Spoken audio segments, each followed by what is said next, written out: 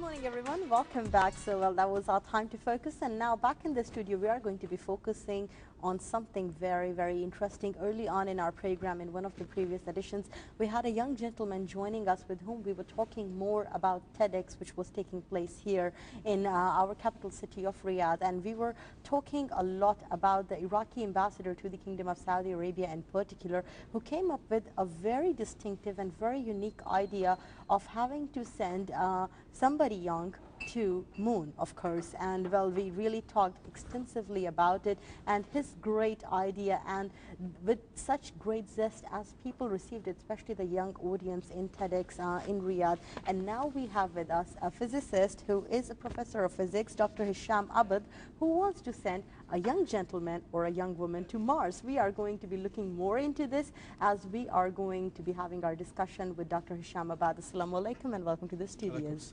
Thanks. Thank you for having me.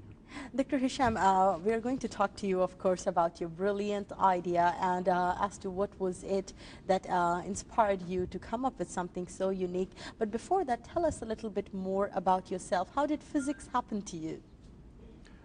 Since I was a kid, just like all kids, and this is the basic drive behind my idea to send a Saudi woman or man to Mars.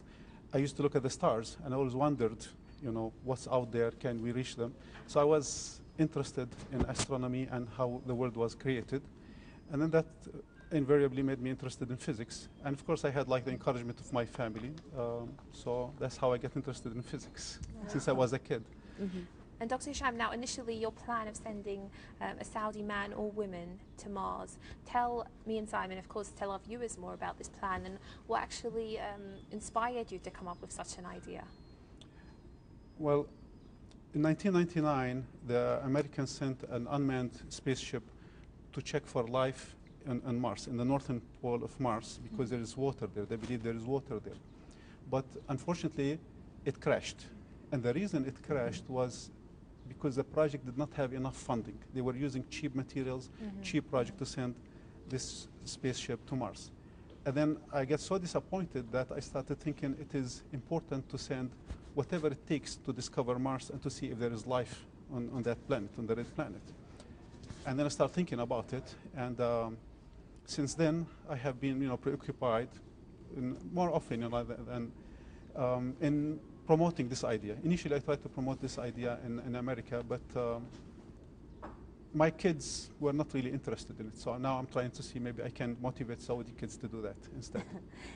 Investing in something as such, what is it in your assumptions that is going to be the underlying benefits for a project as unique and as big and as expensive, actually? Okay, can I start first talking about King Abdullah support for education in Saudi Arabia? Because I'm really very impressed, you know, by his dedication to science and learning here. And as a professor at the University of Al Faisal, I see that the students that we get, like into college, they are not really prepared. So this is what really motivated me to spread it in Saudi Arabia, because in general we need to increase. They're not prepared, such as? In terms of mathematics and science. Unfortunately, even sometimes even in language, you know, they're not even prepared. Not English, even in Arabic. So I want to rise up to the challenge that King Abdullah has given us, that he spends so much money, he trusts us with our kids. Absolutely. And I want to rise to this challenge that, you know, okay, you give us this task, this is our answers to it. So the project I'm proposing, I want to try, of course, I don't know if I'll be successful, to make it part and parcel of King Abdullah project for improving education in Saudi Arabia. They call it Tatweer. I have been speaking to a lady, a very fine lady from Ministry of Education, and she is enthusiastic about the project. She has been busy, but she promised that she will get into it. And if we can, I mean, this is the whole plan, to make it part of the educational system. But now, to go back about the benefits to Saudi Arabia in general, first of all, the plan of the project is not to receive funds from the kingdom, from the government. The plan is to have the kids raise the funds for the project as part of their educational activities. And I will explain that in more detail. So with so much regard for King Abdullah and his like interest in improving education, I want the people of Saudi Arabia to support this project. So that will be part of their interest and part of their life. And like this, we will increase the interest of science and technology instead of just by like receiving it. So we get to see that the people are really, really big when it comes to such kind of inspirational ideas. Well, yeah, but I want to correct you. Like Prince Sultan did not go to the moon. He just went around the Earth in a space shuttle. Okay, and I have seen him speak at KAXT, King's Abdulaziz City for Science and Technology. I was very impressed. And it's not a secret that he's my first target to sponsor this project, because if I can convince him about this project, I think the project would have moved like bounds and leaves in terms of like being like realized. I have been first trying to collect a critical mass of supporters before I go to him, because he's such a big guy. I don't think I can speak to him directly yet. Absolutely. Now, Dr. Hisham, you told us a little bit earlier about the implementation of the project and how it will kind of fund itself through Saudi students. Tell us more about how you aim to initially implement this very big beneficial project. Okay, first of all, these are my ideas, but I like to build this project like democratically. So I will put these initial ideas, and once we have this critical mass of personalities, then we'll have more ideas coming in. Now, the idea I have, I don't know if I can show this on the screen.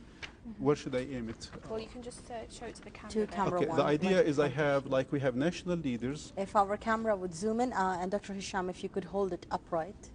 Yeah. Okay.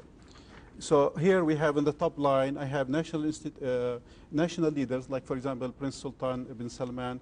We have other institutions like maybe like KAXT. And then we have the schools of education where they teach the teachers. And then we have also the program of Tatweer. Now, all of these institutions and others will redesign or will implement the ideas we have about improving science and technology through like putting science of space, science of astronomy, science and mathematics into the curriculum of the Saudi kids from first grade all the way until they finish high school.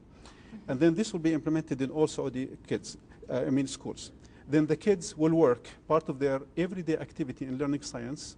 The teachers from education institutions will teach them about Mars. And then part of the activity that the kids will start saving money for themselves, along with their parents. Absolutely. So this money will go in a bank for their own use in the future, for example, for their education or whatever they want to use it for.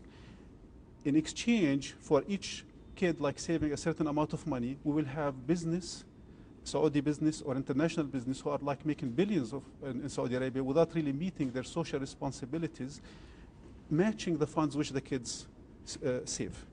And even like with needy kids, we might have these matching funds helping the kids increasing the amount they have in their savings. Absolutely. So what will happen then, I think I'm done here. What will happen is we have maybe like something like Facebook, so account like Facebook, or maybe we'll ask Google to do this for us. Each kid will have a home page where will be two fields, one with his own savings and one with the matching funds that he collected from other institutions.